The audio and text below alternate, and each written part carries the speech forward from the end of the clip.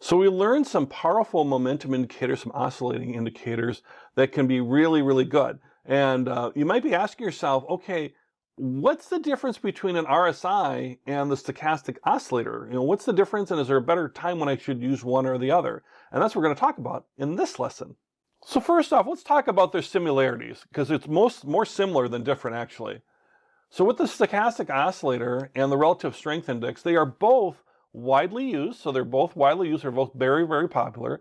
They're both momentum oscillators. So that means it's going to be between 0 and 100%. So they're all going to be percentages, and they're all going to be positive numbers. They're really looking at these overbought and oversold situations. That's what we're trying to identify as we get closer to peaks and troughs of overbought and oversold securities. And they're simple to use. They'll simply, you can just choose your parameters, or just choose it, and it'll overlay the graph, and you can just watch for the, as we learned in the previous lessons, you can watch for the conditions, the buy and sell signals. And they're really good to use to confirm with other indicators. So if you're using something else as your primary indicator, a candlestick pattern, a chart pattern, maybe a moving average, whatever it might be, these oscillators, these stochastic oscillator and relative strength index, are good to use to kind of confirm what you're seeing. So really what the big difference is, and how we might apply that, is under the underlying philosophy, which gets into the math, which gets into the calculation. Again, you don't have to calculate on your platform, but if you think about it philosophically, this is where the difference comes in. The stochastic oscillator is predicated on the assumption that closing prices should close near the same direction as the current trend.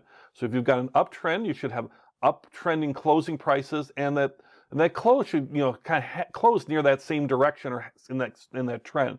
So it emphasizes that trend part of the closing prices. This RSI is designed to measure the speed, the acceleration or the deceleration of price movements. They both kind of do that a little bit, but RSI, that's really all about speed. That's really where it shines, and where its strength lies as far as in that. So the key is which to use when. Is there a strength of one over the other? Well, they're both actually very good in what they do. That's why they're so similar. So it's more the similarities. But if we were to nitpick and say, well, if we were to really say, oh, okay, what's the best for each of these, versus they're both good in any of these types of markets, as an oscillator, as a momentum indicator, a stochastic oscillator tends to be best for choppy or sideways markets. Where there's no great trend identification. There's nothing great where you've seen a trend be identified, because it's trying to help identify, or it's kind of helping you decide whether it's overbought or oversold, and there's not a clear trend. And so if it's used in a strong trend thing, sometimes that can cause a premature exit.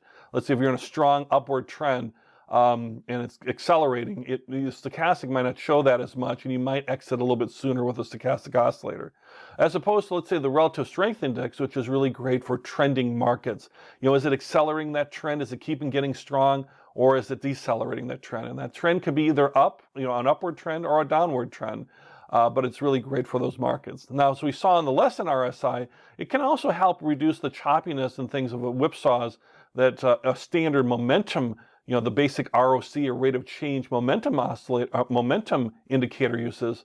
But if we were, and that's why stochastic oscillators and relative strength index are both, I would say, better than the momentum indicator overall, depending on how you use it. But that's just an opinion at that point. But the RSI was good for identifying and taking you out of that less trading range too. So this is, again, all real kind of nitpicky stuff, real kind of detailed stuff around it. But I would say certainly if you've got a market that's really trending strongly, or trending and you're working a trend, I would definitely tend to rely on that RSI. Stochastic oscillator can give you those false signals in those trending areas. So really the big takeaway from this is, if it's a strong trend either way, use the RSI.